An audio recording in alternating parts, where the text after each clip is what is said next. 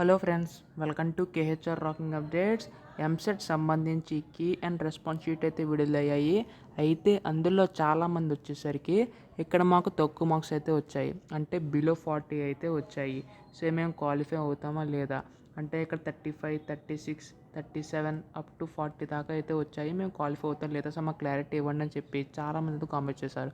So ఇక్కడ ఒకటైతే గుర్తుంచుకోండి, మీరు తక్కువ మార్క్స్ వచ్చినా కానీ మీరు క్వాలిఫై అవుతారు. ఎందుకు ఎలా చెప్తున్నా, ఎందుకంటే క్వాలిఫై మార్క్ వచ్చేసరికి 40 అయితే ఉంటుంది.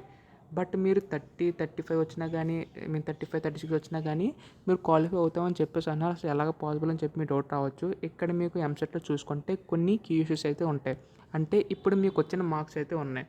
సో అందులోంచి మనకి నార్మలైజేషన్ చేస్తారు. నార్మలైజేషన్స్ ఏంటంటే, ఇప్పుడు సపోజ్ మీ షిఫ్ట్లు చూసుకుంటే ఒక్కొక్కసారి ఈజీగా ఉంటుంది, ఇంకోసారి మోడరేట్గా, ఇంకోటిసారి హార్డ్గా. ఈజీ ఉన్న వాళ్ళకి ఏంటంటే ఎక్కువ మార్క్స్ వస్తాయి, మోడరేట్ ఉన్న వాళ్ళకి సమానంగా వస్తాయి, హార్డ్గా ఉన్న వాళ్ళకి అయితే తక్కువ మార్క్స్ అయితే వస్తాయి. సో ఈ విధంగా అన్నీ కూడా ఈ విధంగా ఒకరికి ఎక్కువ కాకుండా అంతా కూడా నార్మలైజేషన్, అంటే అందరికీ సమానంగా వచ్చే విధంగా చేస్తారు.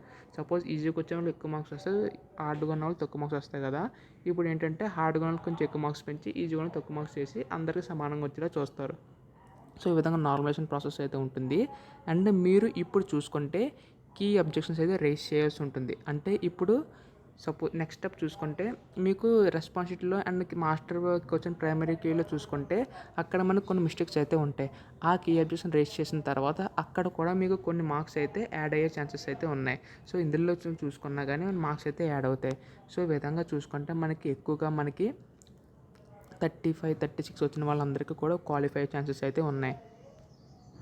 అండ్ అలాగే మనకి ఇంటర్మీడియట్ పర్సంటేజ్ బేస్డ్ కూడా ఉంది కాబట్టి, అండ్ దానికి కూడా మనకి ఇంకా కూడా మార్క్స్ పెరిగే ఛాన్సెస్ కూడా ఉన్నాయి. అండ్ ఇంటర్మీడియట్ సంబంధించి మార్క్స్ అన్ని వెయిటేజ్ ఎలా క్యాలిక్యులేట్ చేస్తారో ఆల్రెడీ ఒక వీడియో అయితే చేశాను, చూడకపోతే చూడండి.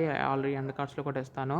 సో సబ్స్క్రైబ్ అయితే చేసుకోండి. మీ సపోర్ట్ ఉంటేనే ఇలాంటి వీడియోస్ నేను ఇంకా చేయగలుగుతాను. అండ్ మీకు ఎన్ని మార్క్స్ వచ్చాయో కింద అయితే కామెంట్ చేయండి. డెఫినెట్గా అయితే మీకు అయితే అప్లోడ్ అయితే ట్రై చేస్తాను. తర్వాత రాబోయే అప్సెట్ అన్ని కూడా మన ఛానల్ మీకు గైడెన్స్ ఇస్తుంది. సో అందుకోసం వెంటనే ఛానల్ సబ్స్క్రైబ్ చేసుకోండి. So thanks for watching guys. By by now.